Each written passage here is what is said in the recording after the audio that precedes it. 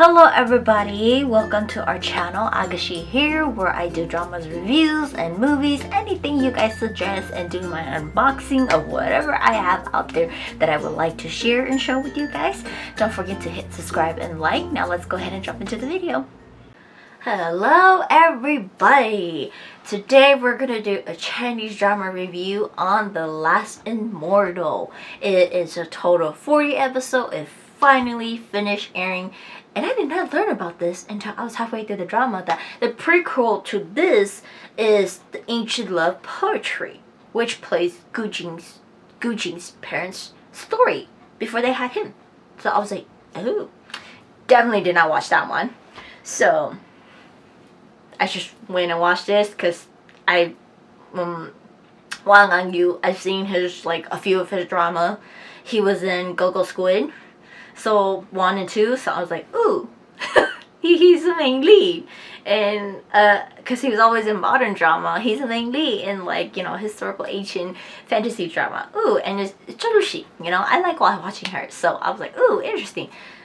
And then I learned about. I'm like, oh, okay, yeah, but I mean, I read up the comments and everything about it. People didn't like it, but some people, it's like a 50-50, Some people really loved it, really enjoy it, which I'm one of those. I really enjoy it. I really like it. It's like I said, I give it a 7 out of 10. There are a few things where I feel like it was just a delay. It was kind of frustrating, or it's just kind of what a waste of time. But it's so overall of how they built everything to kind of match up from the beginning to the end. It's actually, I like how they set it up. To how I was discussing with Ajushi, I like how they set up. But as I go through the cast synopsis and the recap of all of the 40 episodes, or just give you guys my thoughts and everything on it, I'll explain to you guys why, how they set things up, how I liked it. But anyways, as for our cast, we have Zhou Luxi as Ai or Feng Yi, and then Wang Anyu as Gu Jin or Yu Qin, and then we have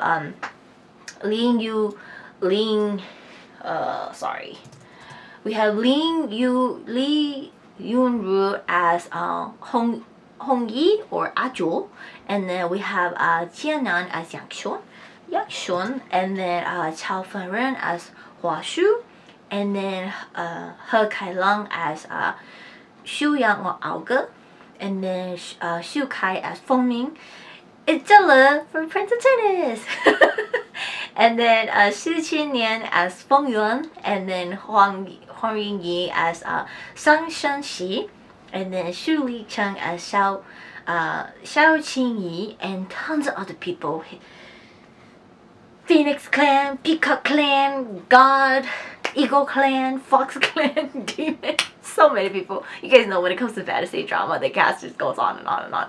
But that's our main cast, or people that we kind of revolve around. But as for the synopsis, in the world of magic and mystery, Feng Yi, who is this female spirit navigating to complete her true identity of becoming the Phoenix Queen. Well, alongside there's Gu Jin, who is the son of a true god of chaos, with his magical powers sealed away after he has to go through layers and layers of complexity to basically get to his stage of being a true god, to who he's supposed to be or who he was born to be.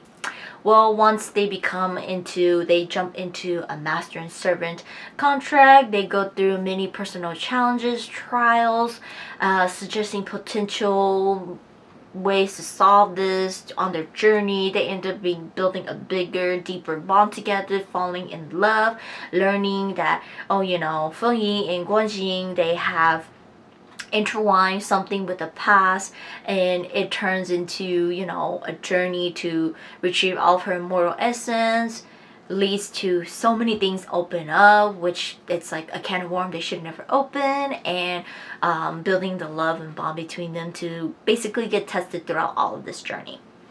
So as for a recap on the whole drama, the drama starts us off in the beginning, which is supposed to be episode 27, where Ai is going through multiple tribulation, and Xu Yang, who's the god of the nether realm, sitting there telling her, like, didn't I just send you to a good family? Why are you back? And she goes, like, she's like, well, you sent me to somewhere where I got killed already, so here I am.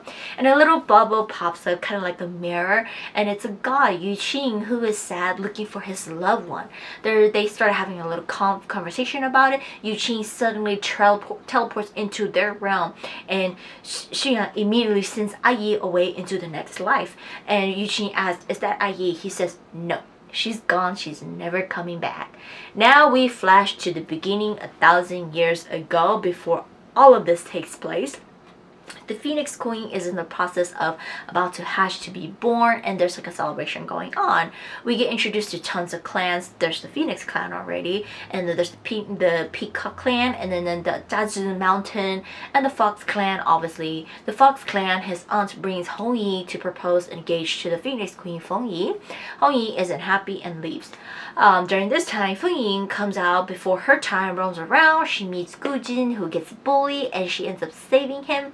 And they mistaken this as is Hua Shu who saves him, because they're both wearing red that day. And so Guan Jing mistakes it that it is Hua Shu, and as his heroine helping him, he will do anything. He gets tricked to go to the egg where Feng Yi is at, and at this time, Feng Yi already returned back to her egg to continue her cultivation, all stuff like that. Gu Jin goes, and with the fight he was having, getting bullied, his arm was cut. His blood sucks the power essence of Feng Yi. Pay attention to this. And then he gets into a fight with a demon during that time, and Feng Yi's soul gets scattered, disappeared, gone forever. Now he takes the blame, and he goes, because Hua Shu wanted to see this. That's why she sent him over there. And he didn't put the blame on her. He took the blame. So now he's going to go and retrieve all of her essence back to bring her back. Learning that her soul is scattered all around, he has to collect them. But he makes a promise to take on this catastrophe or chaos that's going to happen to him. This bad luck, fate tied to him, where in the future, this is from the Stone of Heaven saying to him that in the future, whatever he's going to go to, his fate and Feng Yi's fate is going to be tied, and they're always going to end up bad and getting punished. He agrees to it all. So, but in order to bring the Phoenix Queen back, it's also a trade-off. She has to face many tribulations before she can be reborn again as the Phoenix Queen. So the Stone of Heaven ends up tying their karma together, where they will always meet and things are always going to happen between them. It's not going to turn out good. They have to go through all of this before the good outcomes comes of it, because that's a trade-off to keep her alive, So he agrees to it all, So to fix all of this, Feng Yuan, who is like the current queen of the Phoenix Queen clan right now, she goes off to nurture her celestial essence, leaving Lao Feng in charge to become the Heaven Emperor. So to protect Gu Jin, because he is a true god, his blood is so powerful, he gets put into the Forbidden Valley by his master from Dazu Mountain, where he has to stay in there until they can figure out what his karma is to fix it, so he doesn't die, because he's like the only true god they have left, basically, in their realm, in the 3 realms. So during this time, Feng Yi's soul essence is like everywhere, and a piece of it ends up going into a water divine beast egg, where Gu Jin ends up finding. He takes care of the egg, it hatches and becomes Ai. Learning that Ai is the fate that will be a disaster to Gu Jin, his master ends up putting them in a master-servant contract where she can never hurt or love him. So to break free from this, they must practice martial arts together to kind of like bond as one to be able to break the contract. Ai wants to break it so bad so she can leave, so she practices so hard, and they end up going on journey to collect the celestial essence of Feng Yi. And during this journey, they run into Aju and Yang Shun, who becomes friends with them. Gu Jin and Ai eventually falls into this like sword mountain place, and they end up discovering the ancient emperor's sword left by the mother goddess, his Mom, or something like that, and then it recognizes him as a master, so it chooses him and it goes with him and it protects him. So kind of like how the scene in Aqua Bro or Aquaman where he goes and get the Triton sea, that is kind of like what Gujin went through. So that's that. That's how he gets his sword. Well, throughout all of this, we get introduced to Hua Shu, who comes back into the scene after so many years. She comes to borrow the sunshade umbrella from Gujin, which was given to him to protect him when it's needed, but she tricks him and he gives it to her. She uses it for her own good to protect her clan, to go against Yang Shua's eagle clan family. Oh, my tongue twist, all this. By the way, like, he never gets the umbrella back, and like, he just never gets it back, so it's hers, and he's just kind of like, whatever, you can have it, I don't care anymore, I'm so powerful, I don't need nothing, whatever. But like, let's see, like, he gave it to her and says that he no longer owes anything to her for saving her like many years ago of being bullied, and this is when he hasn't learned yet that it's not her. So like, he's so stupid in love with her, and like, she uses him to get whatever she wants, because to her she's like, he's so stupid, he'll give me anything. But she dreams of becoming only the heaven empress. So her target is Lang Feng, because Lang Feng is the emperor. So she marries him, she becomes the empress. So she does capture Lang Feng in her palm of him being in love with her, and he proposes to her at her father's birthday, which Gujin was also sent to propose to her. But he realized he has feelings for Ai, so he takes the proposal back, and he also learned that Hua Xiong was just playing with him and using him. So he's like, no, I hope you and I never cross paths again. We're done. I don't want to be with you anymore. So around episode 11 and 14, the crew, they end up in the mortal realm, where they go into the nether realm first to collect essence of Feng Yi, and they meet Agao and Xu Yang, who, when they go in there, they also end up meeting Shang Shenxi, who they had to fulfill her dream of becoming the best matchmaker, and they end up getting paired together, where they learn they have feelings for each other. And like, Ajul and Yangshu was just kind of like, we don't want to admit that we like each other, but Gujin and Ai really realize they are in love with each other. So this time they fought with a water dragon king, and then somehow, because of their love, they broke their master and servant contract. So this led them to be like, okay, you know, we're gonna get married, we're gonna be together, you know. And all of that great times we flash to seeing Feng Ming, Jella, who is the bad guy here, and reveals that one of Gujin's master found love with Immortal.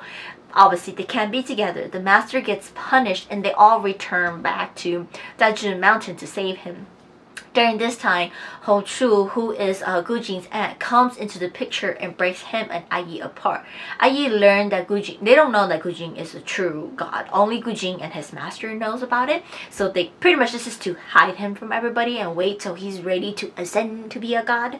So learning that one day he's going to become emperor. So Lang Feng is actually not emperor. He's just standing in emperor. So to Hua Shu, Gujin is the one you want to be with, because he's the true god. So anyways, but like, it's pretty much telling Ai, you're just a water divine beast. You can only live up to 100 years. After you die, like, you can live in misery. You guys don't live long, and your clan is all extinct. You're the only one left, and your sister is an egg who hasn't been hatched, so, you know, leave him alone.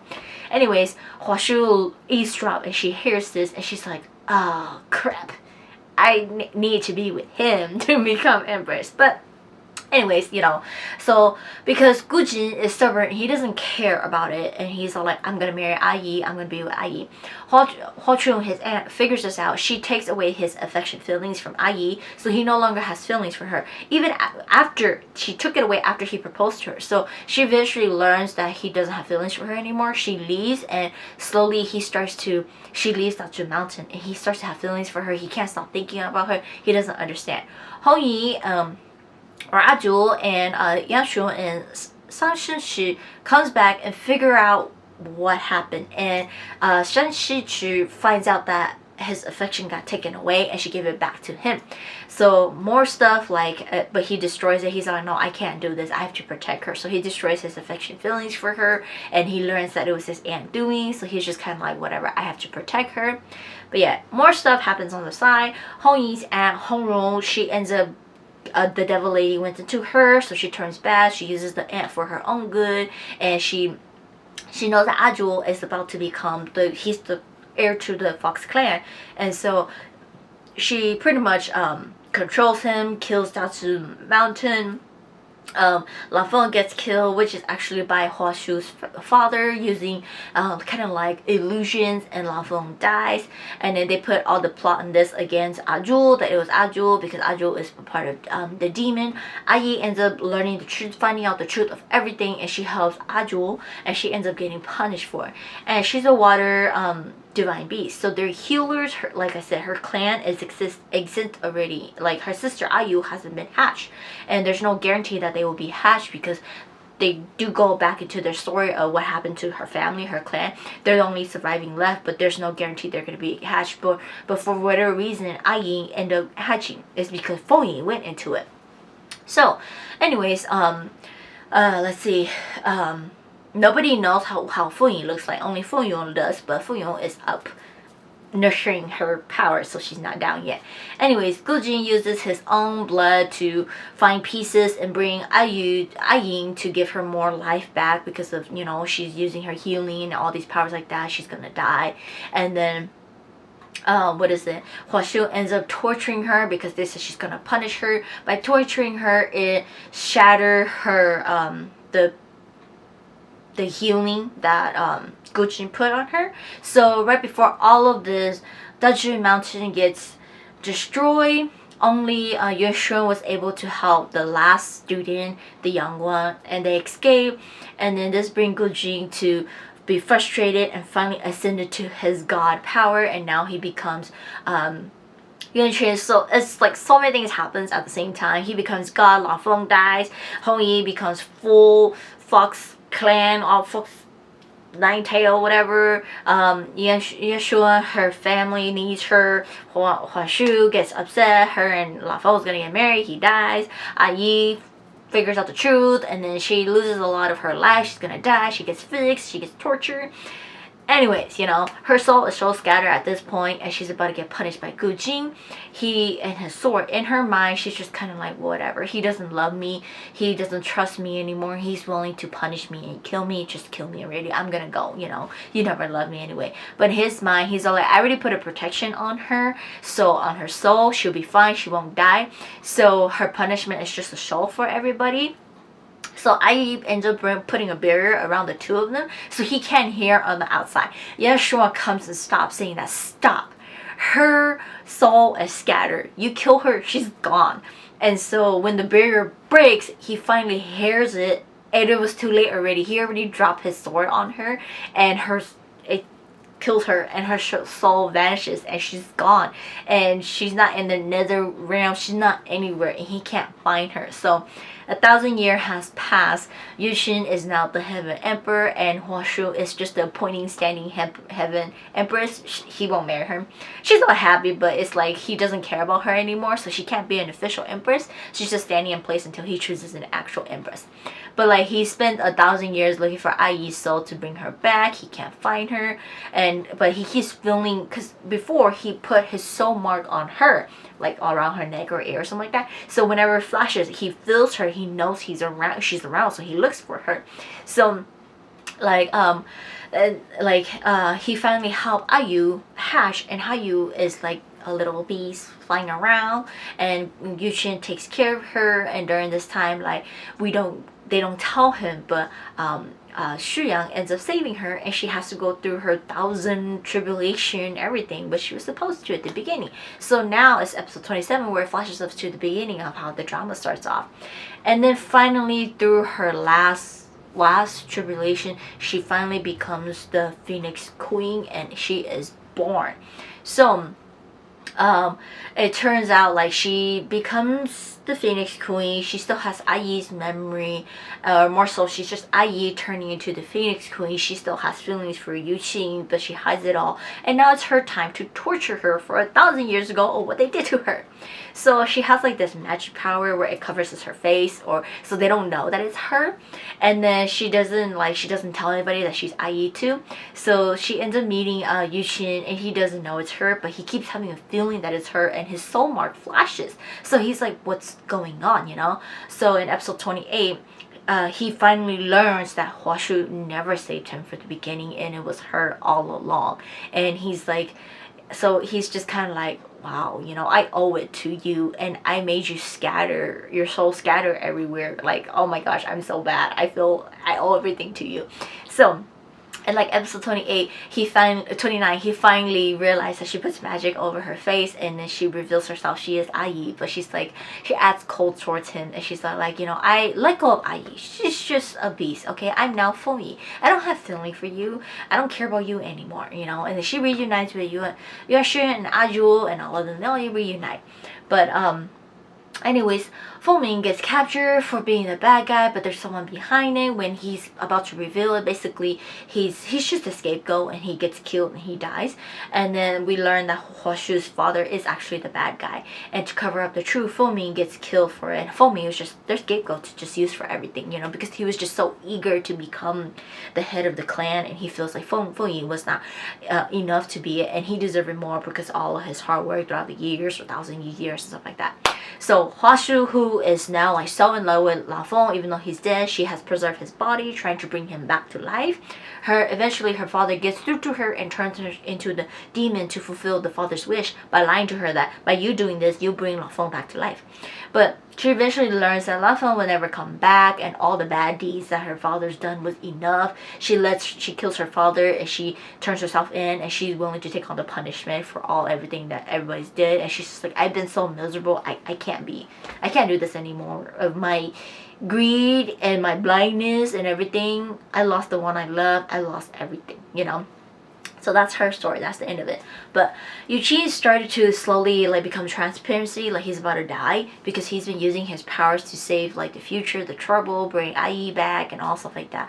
And no one knows about this besides his right hand man and his sword spirit, who has now finally turned into human form.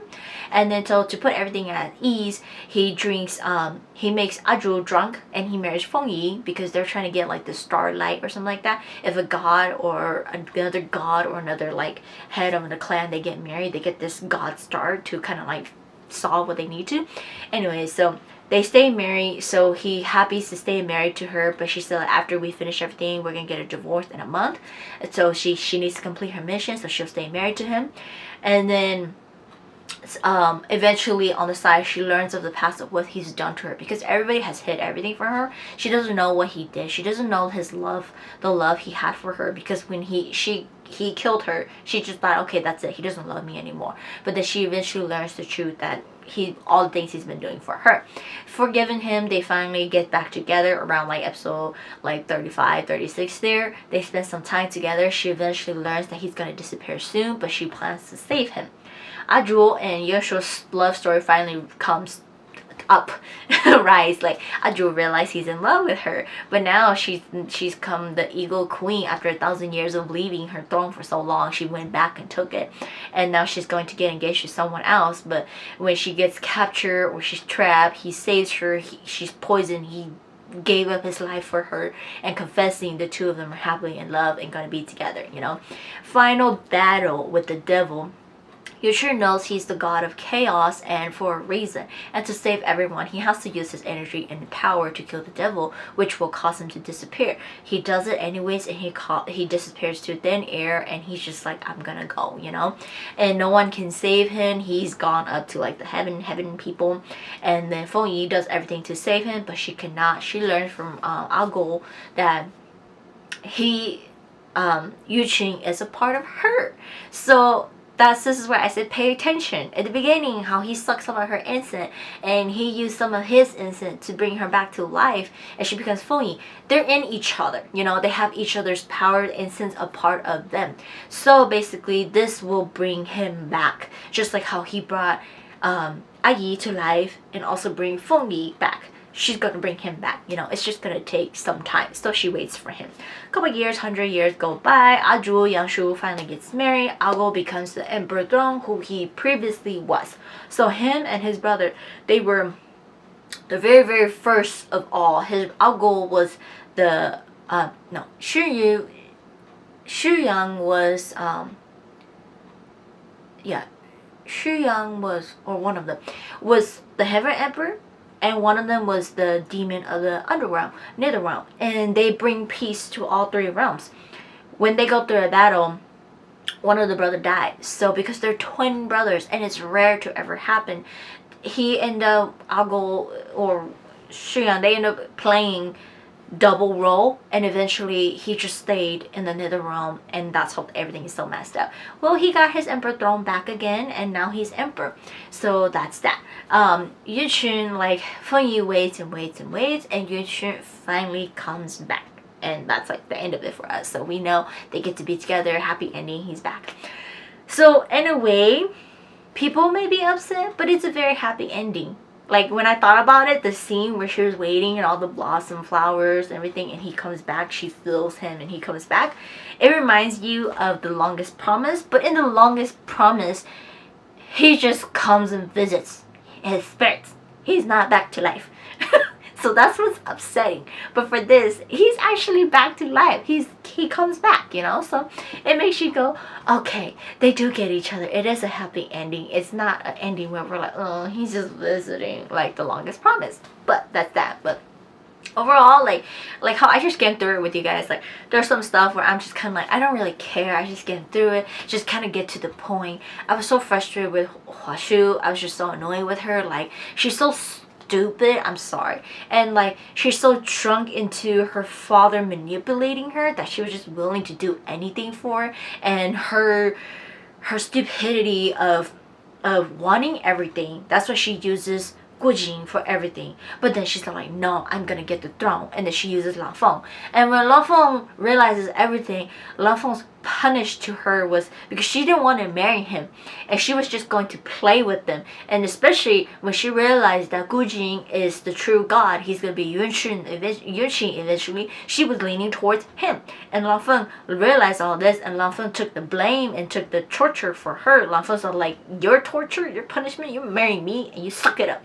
And it's like, dude, that's the worst punishment you can give her, but whatever.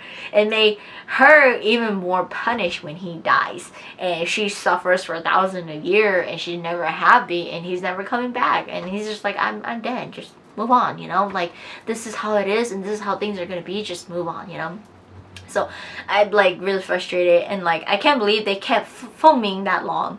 They kept filming for so long, and he was just so frustrating. Like, I get it, he was like the scapegoat and everything, but he has so many screen time where you're just kind of like, really, dude? We know you're just a scapegoat doing all this for everybody, when the bad guy is actually Huashu's dad.